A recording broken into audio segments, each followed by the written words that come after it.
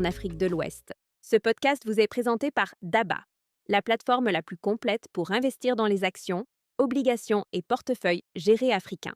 Vous pouvez télécharger l'application DABA sur vos stores Google et Apple préférés. Aujourd'hui, nous allons analyser les tendances clés observées entre le 17 et le 21 novembre 2025. Et on commence avec une très bonne nouvelle. La BRVM a affiché une dynamique nettement positive cette semaine, avec l'ensemble des indices de référence dans le vert, confirmant un mouvement de hausse généralisé dans le compartiment actions. L'indice BRVM Composite a progressé de 2,17% pour atteindre 344,28 points.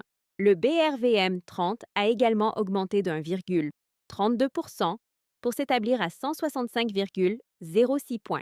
Enfin, le BRVM Prestige a légèrement avancé de 0,15% pour atteindre 140,64 points. Qu'est-ce que cela signifie pour les investisseurs? Ces hausses généralisées traduisent un retour progressif de la confiance, même si l'activité reste hésitante. Lorsque les trois grands indices montent simultanément, cela veut dire que la hausse ne repose pas sur un seul secteur, mais qu'elle est partagée, ce qui est généralement considéré comme plus solide. Mais attention, malgré cette hausse, la valeur totale transigée sur le marché a reculé de 10,55% pour s'établir à 7 125,3 millions de francs CFA. Le volume échangé a lui aussi diminué de 33,83% à 2 712 243 titres. Cela signifie que les prix montent, mais que les investisseurs restent prudents. Une hausse dans de faibles volumes est comme un moteur qui monte dans les tours, mais avec peu de carburant. Bank of Africa. Côte d'Ivoire s'impose comme la valeur la plus échangée cette semaine. Et le mot « s'impose » est faible. Son volume de montant transigé a bondi de plus de 1000%. Cela reflète un repositionnement massif des investisseurs, probablement lié à des anticipations positives sur les résultats ou sur les dividendes à venir. Derrière elle, Sonatel et la Société Générale Côte d'Ivoire restent actives, même si leurs volumes ont reculé. À l'inverse, la société AGL Côte d'Ivoire a connu une forte contraction de son activité, signe d'un retrait notable de la demande. Et maintenant, allons voir où se trouvent les véritables stars de la semaine. La performance la plus impressionnante revient à Unilever Côte d'Ivoire. Le titre a progressé de 23,22% en une semaine. Son gain annuel atteint désormais 486,87%. Oui, vous avez bien entendu, près de 5 fois sa valeur de début d'année. Cependant, il faut comprendre ce que cela signifie réellement. Unilever CI est un titre faiblement liquide. Cela veut dire qu'il ne s'échange pas souvent. Sur de tels titres, quelques ordres peuvent faire bouger le prix très rapidement. Les hausses peuvent être spectaculaires, mais les corrections peuvent l'être tout autant. Sicor CI réalise également une belle progression, tout comme Vivo Energy Côte d'Ivoire, porté par la bonne dynamique du secteur agro-industrie, en hausse d'1,85%, et du secteur pétrole et gaz, en hausse de 3,50%. Pourquoi cette dynamique est-elle importante? Parce qu'elle confirme une rotation sectorielle vers les entreprises liées à la consommation et à l'énergie, un comportement typique lorsque les investisseurs cherchent des valeurs refuges ou des perspectives de croissance plus visibles. Du côté des baisses, la correction la plus marquée est enregistrée par Sicable, avec un repli de 12,16%. Cette baisse entraîne mécaniquement l'indice sectoriel CABLE, lui aussi en baisse équivalente. CETAO, Côte d'Ivoire et Sucre Ivoire affichent également des replis importants dans un contexte où le secteur BTP recule de 8,33%.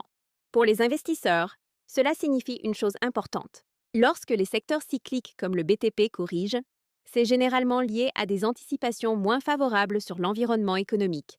Coûts en hausse, retard de chantier, baisse de la demande, difficultés de financement.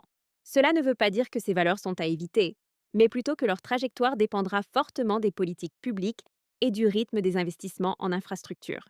Passons maintenant au marché obligataire, souvent le baromètre de la prudence des investisseurs. La capitalisation du compartiment obligataire a légèrement reculé de 0,35% dans un contexte de forte baisse de l'activité.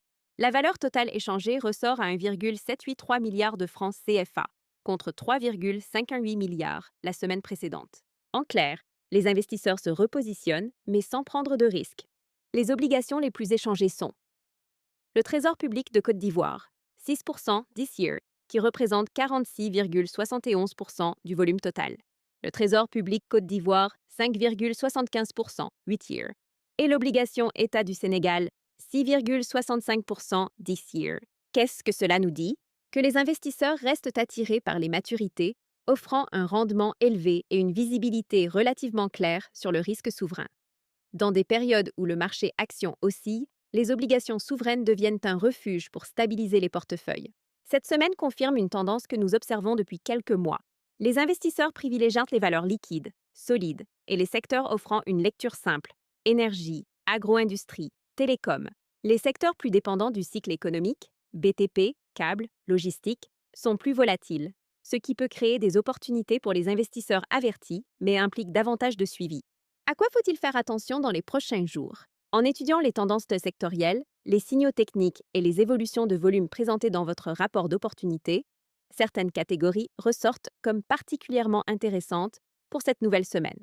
Sans citer les titres spécifiques réservés aux abonnés d'ABA-Pro, nous pouvons dire que les entreprises présentant une divergence entre cours de marché et valeur intrinsèque continuent d'offrir des points d'entrée attractifs. Les secteurs dont les indices sectoriels ont récemment reculé pourraient offrir des opportunités de rebond pour les investisseurs qui cherchent du rendement à court et moyen terme. Et certaines valeurs du secteur financier affichent encore des écarts importants entre leurs fondamentaux et leur niveau de valorisation actuel. Opportunité client de la SEMA.